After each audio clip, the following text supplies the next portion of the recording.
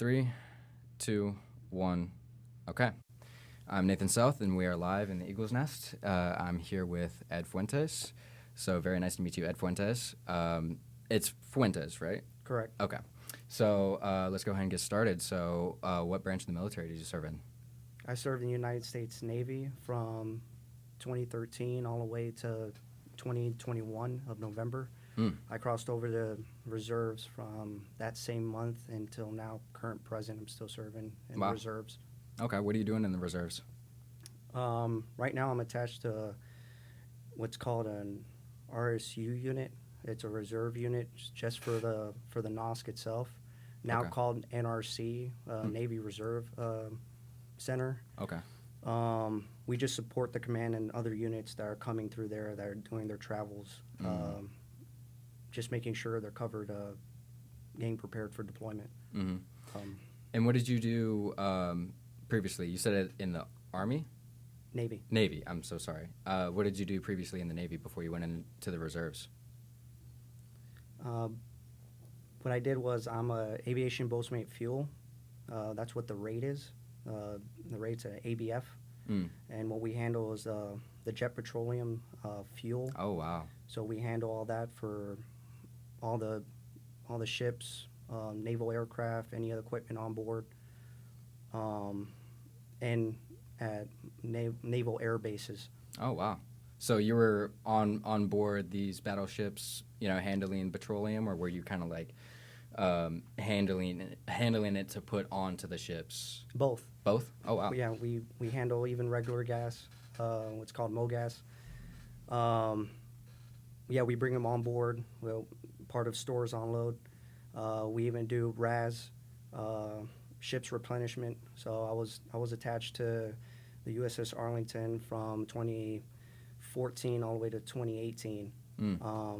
I deployed on it, did the maiden voyage, head to the Middle East. I was on. We were at the. Forgive me. No, you're fine. We were in 5th Fleet and 6th Fleet, and off the coast of Africa. But from there, that's where we did some of the onloads, taking on its fuel, and managing it. Where we had a couple of units attached to us, having LCACs, landing aircraft cushions, and also Army units, special operation units. We had different kind of aircrafts that came on board. Yeah, I was just about to ask, what kind of aircrafts were you seeing when you're refueling? When it came to the Army, we had the Blackhawks. We had a couple of foreign aircrafts, different types of Hueys. We had 56s, Seahawks, Okay. 60s. We had the Sea Dragons and Ospreys, 22s. What was like the craziest, I wouldn't say craziest, but one of the aircrafts where you were like, oh, snap, like, we got one of these on board? What impressed me were the Hueys. Yeah. Those really impressed me, or the HN1s, Okay. or AH1s. Hueys are the helicopters, right? Correct. Okay. So slightly different from the Blackhawks. They were more like reconnaissance, or... I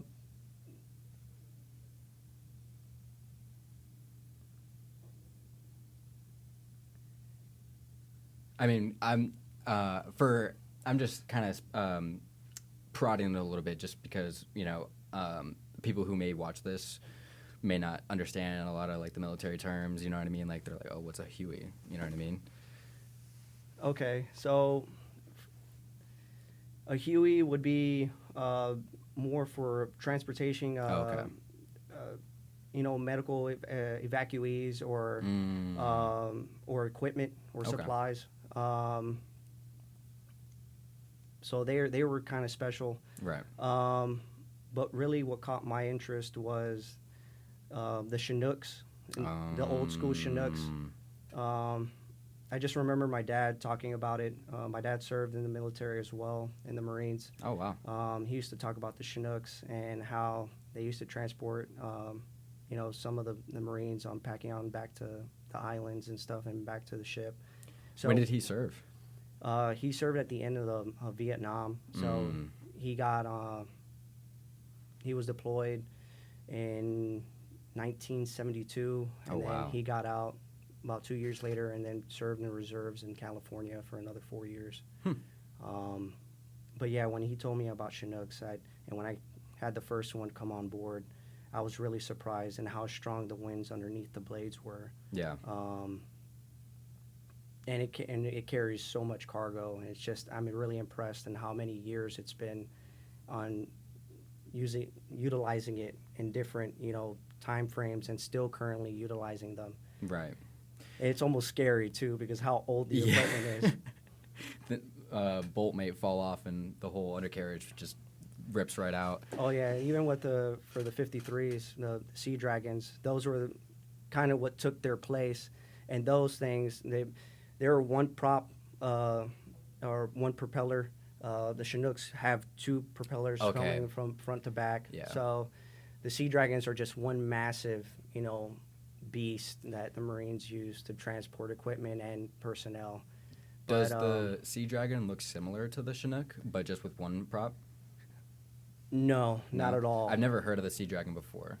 Yeah, they're just one massive chopper. Huh. That's really what I could put. And they hold just the same amount as personnel. And wow. But they break all the time. Really? They're always, when we went on one underway, we had 4 attached, but there was always one called the Hangar Bay Queen, and she was utilized just for parts and to replace parts for all the other 3, and then we used to just rotate them out. Flying when we were doing flight deck operations, and just constantly doing bounces, doing daytime operations, and then nighttime. I really enjoyed nighttime operations. Yeah. What would you do during a nighttime operation? Oh, it was for the pilots mostly, and for the aviation crew. Right. They would need a certain amount of hours to stay qualified to keep flying, and to stay efficient with the equipment that's being utilized, and then especially if any kind of operations, it's just part of just training, consistent, having that consistency within the training. I would definitely. But yeah, nighttime operations, I just remember it's like when it was nighttime and when it was sunset, we just got the deck ready, and then when we had to turn on all the lights and everything, it was just... Pilots had the night vision goggles? Oh, yeah. Pilots only had night vision. Tower had night vision, and then our ABHs, our LSEs, landing signalmen enlisted. They're the yellow shirts, the yellow jerseys on the flight deck that navigate the pilot to... Yeah, they did the signals to land them. As a ABF, we were the purple jerseys. Okay. That's how you know that, all right, the purple jerseys are the ones that handle, the gas, on board. Right. So, how was the refueling? Could you run me through a process where you would run up to refuel a helicopter? Was it kind of similar, maybe F1, where you're just running, quick refuel, get everything good? I have a whole team in sync, just getting everything done at the same time, or was it Yeah, actually, it's exactly like that. Yeah, it's a lot of fun. It's we would be standing by. We have one of the supervisors be holding.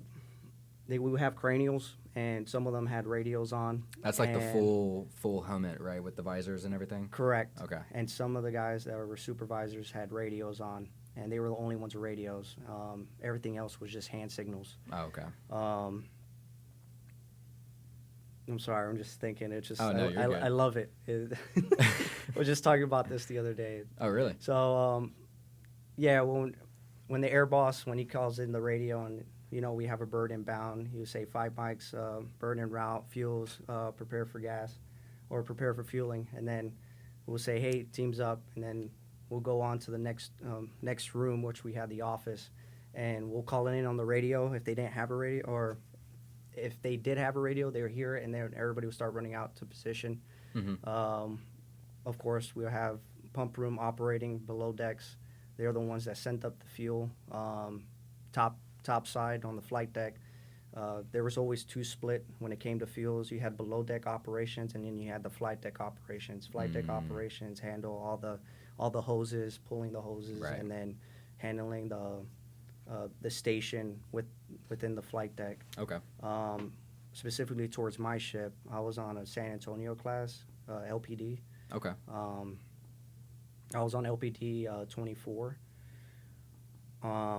So we had 4 fueling stations, and depending on where the bird, that would be the only thing that the supervisor would just have to request from the air boss was, hey, what spot was it landing on? Is it landing on 2, 4, or 1 or 3? Yeah. And then he would notify us, and then that's when we know what station to head to. Where to go. So once we prep it up, pump room will notify them on the radio, say, hey, we're gonna need a fuel up. Let's just say it's landing on station 2. So we had a pump operator in the flight deck, all right, standing by for fuel, and then he'll call under, and then they'll send up fuel to that station and just stand by. There were certain kind of, operating procedures that we had to take. Right. Within the station, the fueling station. So you align the station, opening up certain valves, and once you stood by, individuals will be on the flight deck, which will be our refuelmen, and they'll just be standing by with the hose and just staying low. Once the bird has landed and the LSC has now guided for chocks and chains, the bird will be chocked and chained down or just chocked down. And then he would give the sign to say, all right, fuel's up, fuel's up. So then he would head us in. We'll pull in the hose, which would take a 3-man team. One person will be handling the nozzle, and then the other 2 individuals will be helping out throwing hose on deck. Once you get to the bird, you have one of the air crew individuals come out of the bird and then navigate us. They'll open up their equipment, their little port side. It'll always stay on port side of the aircraft, not starboard side. So it'll be on the left side. Okay. Yeah, kind of to the mid where the cabin kind of opens. That's where it'll be in the back of the bird. Right. So they'll open it up, we'll attach up, and then there's a toggle switch. You turn on the toggle switch, and then the hose will be turned on, and then you have about 160 psi hitting towards that hose. Wow. And then fueling the bird. The bird will take at least 55 psi max fuel. And then that's it. It will How just long be, would it usually take? depending on the bird. If it's been flying all day, it'll take around, well, for right here we're talking about 53. It'll take around about see if I can remember, about 3,000 gallons. Or is that? It's been a while. Or pounds. Man, it's been a while for a 22. So, yeah, we had to do the math. We had to convert the gallons for, or the pounds for gallons, and it would be 6.8 pounds per gallon. And then you have to divide that. So depending on how long they've been flying. How long would it normally take, like, time-wise, for, like, a refueling? Like, say if it was flying all day and it was a 53. Well, for that instant, I mean, we did pretty good. It only took like 15 minutes. Oh, wow. Yeah, 15, 20 minutes. Very interesting. If they didn't have any issues. Right. So did you mostly see helicopters and stuff, or were you also working with jets? So I had fun a lot with my next command, which was I was at NAVSUP, Navy Supply Logistics Command. Okay. At Norfolk. But the code was 700. There's different codes. They go all the way from South Florida all the way to New York. Oh, okay. They cover the whole entire coast. the East Coast, Hmm. and I had a lot of fun there. I had Oceana. I was at NAS Oceana, and Hmm. out there at that fuel farm. So we had fuel trucks that held 5,000 gallons within the truck, and then when we had them out, um, yeah, we just had a blast filling up the F-18s. We had F-18s, we had C-5s, we had C-130s, C-7s come Mm. through. We had big, massive. C-130s. Yeah, Jesus. we had some massive aircrafts come in. C-17s. Mm. Oh, how we had some. Yeah, the Air Force definitely put us on our toes a couple of times on the weekends where it was much slower. During the week, it's just back to back, Constant. constant flying. Wow. Yeah, you're starting at 7. You hear the birds start turning at 7 a.m. and then it doesn't die down till like about maybe 10 p.m. Mm-hmm.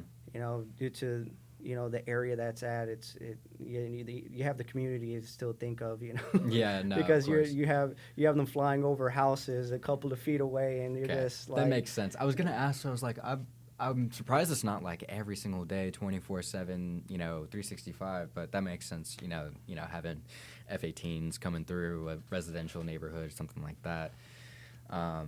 That's really interesting. It's a little different. Kind of speaking to you because I feel like you're a little bit of a younger guy. You're the youngest. I'd say the most recent or up to date service member that I've interviewed so far. Last person I interviewed was Thomas Bell, and I'm not sure if you've heard of him, but you're also the first Navyman, like actual Navyman. Thomas went he was in the Army for 6 years, and then he went into the reserves. Yeah, I wanted to ask. So, what's the process like? What was the process like from getting to the recruitment office of the Navy to your the job that you had? And actually, let's rewind a bit. What was the reason why you joined the military in the first place? I've always wanted to join. It was Yeah. in my blood. Yeah. Being raised that way from my father, being a Marine, then him becoming a law enforcement officer, and now happily retired after 35 years of service. Wow. I was just groomed. Once I was in elementary school, it was like he was always, participating with his police department, hosting little different events for the kids, Mhm. showing them the canine dogs and the SWAT trucks and Yeah. everything, to going to middle school and just being heavy into my studies and different curriculums and sports, Right. staying fit, and then going to high school, being part of JRTC for all 4 years. Mm. I was part of the rifle team, Wow. regulation exhibition teams. I was part of a Raider team, a physical, fitness training team. Okay. We were While you were in doing- high school? Yeah, while we were in high school. Wow. We were competing in different events. Did everything. Yeah, I did as much as I could Hmm. when it came to military. And then once I graduated, it was just that passion. Thinking the next step was just joining a branch. And Yeah. my dad just convinced me. He was like, "Don't be a Marine. Go Navy, go Air Force, go anywhere else. Don't do Army at all." Oh, what? Yeah, so no courtesy on knocking any of those doors, but Yeah.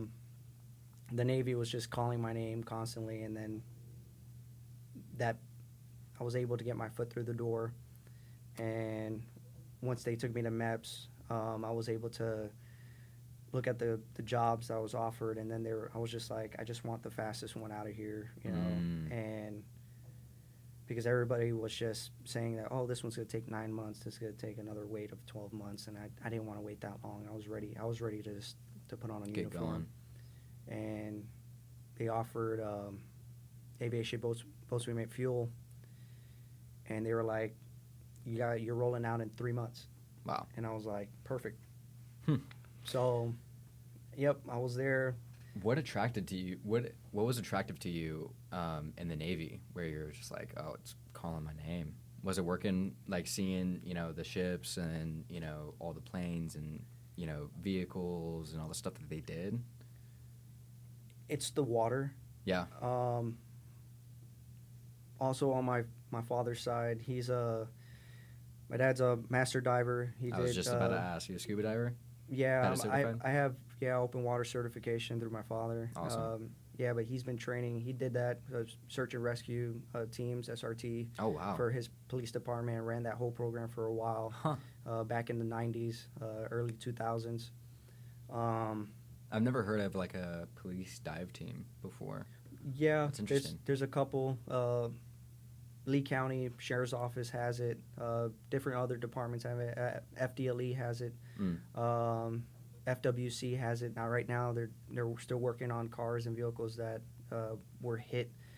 From the storm of Hurricane Ian, there's still a lot of debris in the water, and they're still working the waters. But yeah, that's why I'm thinking of implementing those kind of things for later on in my future career, and implementing those goals, within that. But yeah, that's what called me. The Navy was just the water, and I was like, man, I want to get close. But a lot of the jobs, if you're not specifically going to be in the water, you're just going to be on the ship, and that's really, you're just going to look at it, but you're not going to touch it, and not that many individuals. You'd be surprised. There's quite a few sailors that don't know how to swim.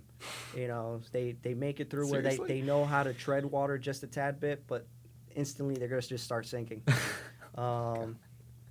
But what I really wanted to do was I wanted to be a rescue swimmer. And when I spoke to my recruiter, and he was like, "You could be a rescue swimmer, but it's going to take a while for you to get accepted to the program." And I was like, no, I just want to roll out. So once they gave me that job, they were like, you could convert your job and exchange your rate into becoming, a rescue swimmer.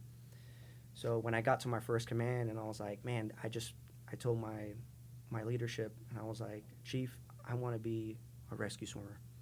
And he was like, no. So, yeah, he's like, you're a fuelie. He's like, you bleed purple. He's like, now this Get back to the deck. Exactly. You're gonna take care of our fuel systems and our pumps, our purifiers. Well, that's a bummer. So I was like, all right, there's got to be another way. So we had a new chief come in, and then I told him, and then I saw one day I was walking around the ship, and I saw a flyer on the bulkhead, and it said, rescue swimmer required for the ship. I was like, hey. So I went to the chief, and I said, Chief, there's a rescue swimmer thing going on for surface side. And he was like, you want to be a rescue swimmer? Can you do this? And I was like, yeah, sure. Why not? And he's like, you get paid extra. And I was like, yeah, sure. Why not? That sounds great. So then I requested for it, and then I got, support from my leadership. Got it signed off by the department that I was requesting it, which was deck department. Mm-hmm. The ships, every naval vessel is required 2 rescue swimmers on the surface side. So I had the opportunity where they had me training. I was with ATG, fleet, ATG, float training group command. They had me do all the training with them, and then they sent me to the schoolhouse. The schoolhouse is located in Jacksonville, Florida. Okay. I was there for about a month and a half of just getting beaten. Doing what? It started off with a class of 25. We had one female, and the rest were all males. It was all just... It was mostly physical, being physically fit for the job, and then having a basic first response medical background. And that's what they covered for the whole thing. And then how to save someone, and how to deal with a panic survivor within the water, and to deal with different scenarios within the water when you had anybody in it, and depending on what kind of scenario that you're having. So first 2 weeks, it was all just vigorous, beating training, Right. PT wise and PC pool conditioning. Okay. So you had a test where you had to do push-ups, you had to do sit-ups, pull-ups, and then you had to do a mile and a half run, and then once you're done with that, you had to swim about 450 meters in a certain specific time, and everything else had a certain specific time and Good amount Lord. of number of push-ups and sit-ups and all that. So I was able to pass that. That was the first thing. They make sure, like, hey, were you able to do this? Then you continue on class. That was the first day that we arrived. The second day was just First day. Yeah. Swimming 450 meters within a given time. That is insane. It was a lot of fun. Yeah. Yeah. In high school, I was able to, participate in water polo. So Okay. I had no problem being in the water. I'm so comfortable in the water. Mhm. It's just second nature to me. Yeah. I feel the same way. Yeah. Yeah, I got certified as a diver, not like PADI certified. I think I got like the basic, like I think it was like 35-meter certification. Went through that like years ago with my stepdad and mother. But yeah, it's the water. I love the water.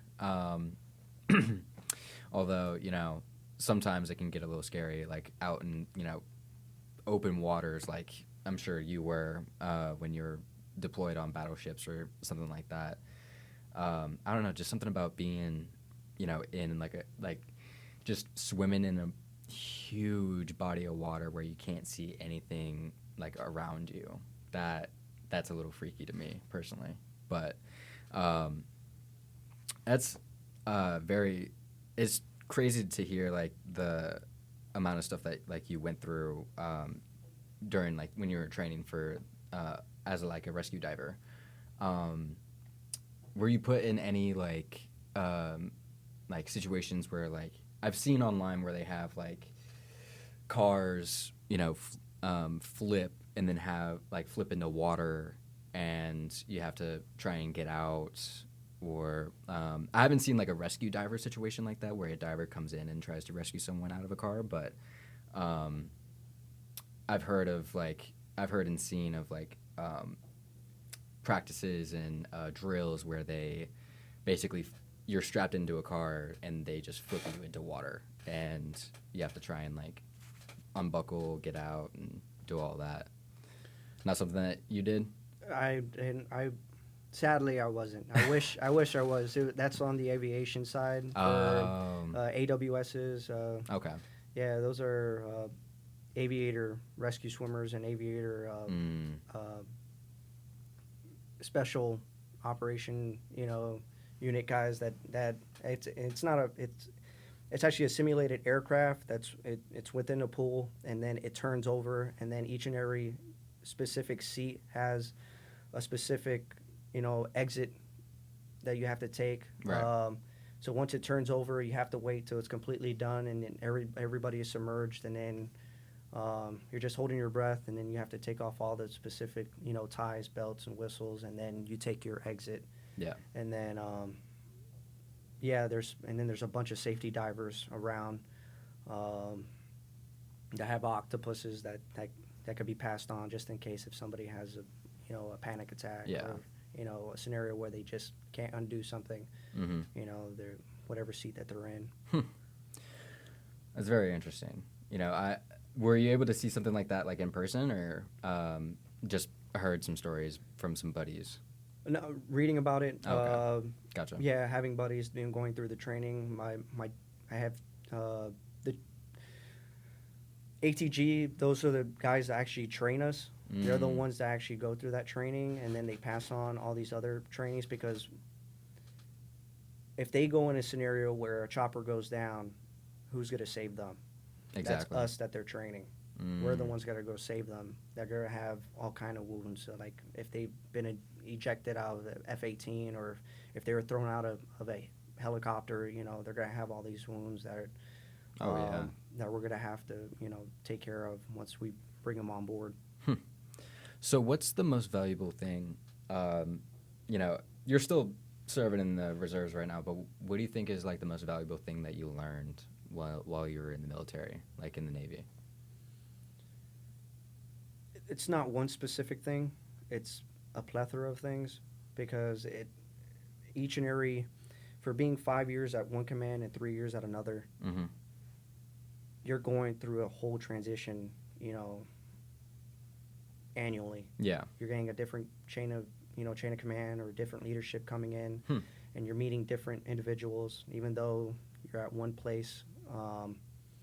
But the military, it's always constant rotation and diversity, Right. and that's the special part where you get to see all these different kind of mindsets come together, and it's like and showing you a different point of view how something could be accomplished, Right.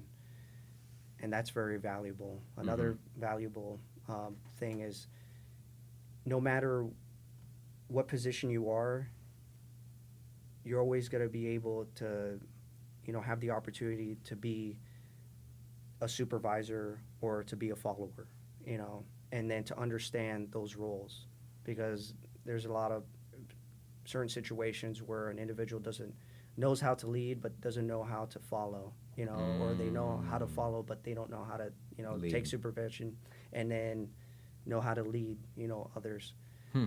and staying in their tracks. And that's very, very important to understand, and in anything in life, that's really what guides you. And it's like it builds up on morals and, your character when you understand those roles. Yeah, that's a really interesting way of thinking about it. I've never really thought about it like that before.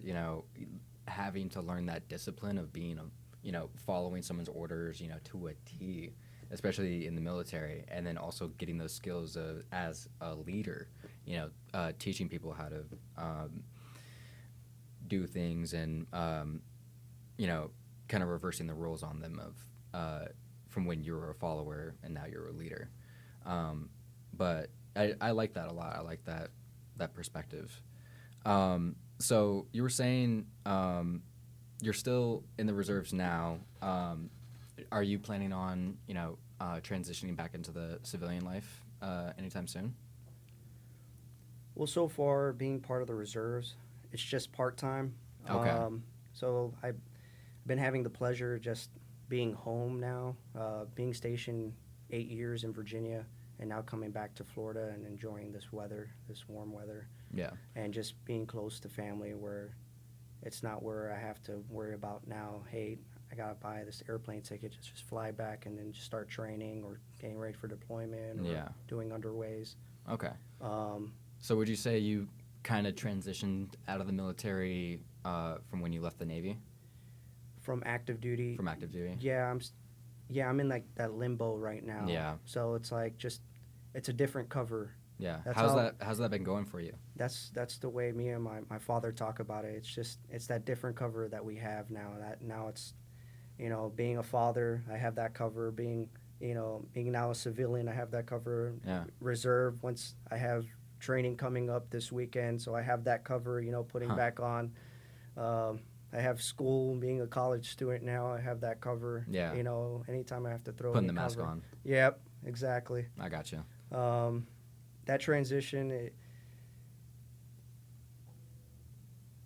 I don't want to say smooth, but it is an interesting,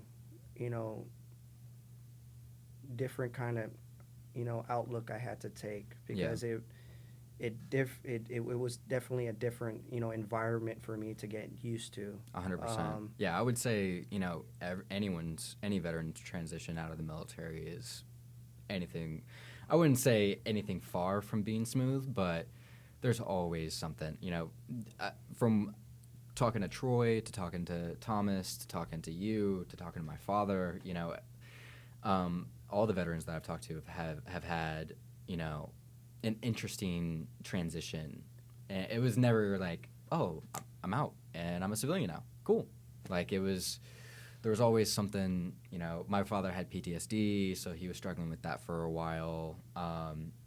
And, a lot of veterans have get PTSD from coming out of the military and, having to transition from such a strict and rigid lifestyle into, a place where, you don't really have a mission anymore. You know, it's difficult for a lot of veterans. Would you agree? I completely agree.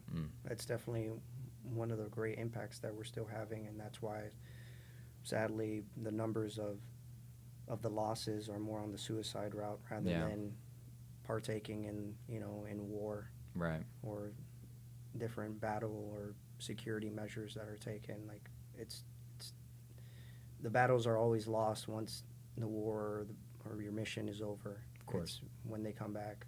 Yeah, and it's devastating that we're still struggling on, you know, combating that and trying to get that support. Yeah. Yeah. So what have you been doing so far with you know, getting back into civilian life? Are you using the reserves as kind of like your limbo period of, you know, fully transitioning back into civilian life? To be honest, reserve has given me that buffer time where it's like if I'm having a hard time at home or anything, it's like once that weekend comes, I'm able to like put on that uniform and just put that mask on. Put that mask on in a way just to, you know, recuperate and talk to individuals that, you know, I'm kind of used to from that short period of my that segment of my life. Mm-hmm. But even coming back, it's like taking it off. It just brings me back to the purpose of, hey, I mean, I'm doing this to better my lifestyle, to better, you know, supporting my family, to being here, and to having more opportunities for later on in the future. Yeah. And that's the key, is to keeping that mindset and to always keep having that reminder, you know, of what's important, you know, keeping those priorities straight in a line. Yeah, definitely. And yeah, speaking of opportunities, I heard, you know, you were looking into, you know, a little bit in the future, you were looking at working in the FBI, or I heard FBI and Homeland Security. Yes, most definitely. That's why I took my passion in taking my bachelor's degree into forensic studies, and the reason why for that degree specifically is to try something new. I started off as a criminal justice major, and I had a lot of friends within the military, you know, having that kind of background. I was like, you know what, I'm going to change it up, you know, a bit, and I'm going to pull that forensic side and try to gain, you know, some forensic science and, you know, put that in my repertoire. Yeah. And, you know, have that as an edge on getting picked up. But yeah, I was looking at FBI. I was really interested in how of a military structure that they have. Yeah. You know, of the federal agency, and then same definitely. thing with having with HSI possibly. I'm looking at Homeland Security investigations. What's the difference between HSI and FBI? Well, it's just saying it's a different. You know, everybody has their own, you know, different core of what specifics they have to take care of. For HSI, their investigations teams, which is they have one located here in Fort Myers. They take care of, you know, handling, you know, crime, any kind of assaults, missing person, you know, different kind of actions within local. And they support the different departments around them. FBI, we already know it's national. They help anywhere as they can when it comes to crime. Okay, but Homeland Security is a little bit more like specific. Yeah, depending on the location and then what you're assigned to, and the area that you're at. Interesting. But that's why I'm leaning more towards on that side. I'm even looking at state FDLE. So they have my interest. So once I have the opportunity to take my internship next year in the summer. Wow. I'm going to start submitting at the end of this year, so I could start submit my resume and have my background check and everything all submitted, so I could be set for that. That's amazing. Well, I'm really excited for you. Yeah, I think we're going to have to wrap it up. It's already getting past time. But you're in the SVA, right? I am. Oh, okay. Are you going to the event tonight? I am. Okay, very nice. What about you heard of the talent show, right? Yes. Okay. Are you going to be participating at the talent show? Got any I'll hidden be talents? supporting. Supporting? Okay, okay. I also heard that there's going to be an expo. Troy was telling me about a SVA expo going on Yes, the 3rd. April 3rd. What's that about? Uh, I didn't get a lot of information about it. Oh, we're just gonna have a lot of vets, companies coming out to support other vets and have their businesses known, Oh, and as well as those vets that don't know and not aware, able to get that rapport and be able to network. That's our key, our main focus within SVA and bringing that light to FGCU and all its Eagles, the opportunity to network. We yeah. have a Oh, lot of experience. All the veterans have a lot of experience. definitely. They have all kind of tools in their box that they could pass around and then guide and mentor others. To giving them all the tools they need Mm-hmm. to get where they need to or where they want to, and show them like, hey, this is what you can do, X, Y, and Z, Mhm. kind of deal. And Gotcha. so for these entrepreneurs that are coming, it's like it's an opportunity where it's like, hey, I'm just like you. Yeah. What do you think I could do? Or what do you think I could, get that support? Or Yeah, anything that sounds like awesome. That sounds like a really good opportunity. I didn't know much about it, but I think I might definitely check that out when it comes around. But all right, I think that's a wrap.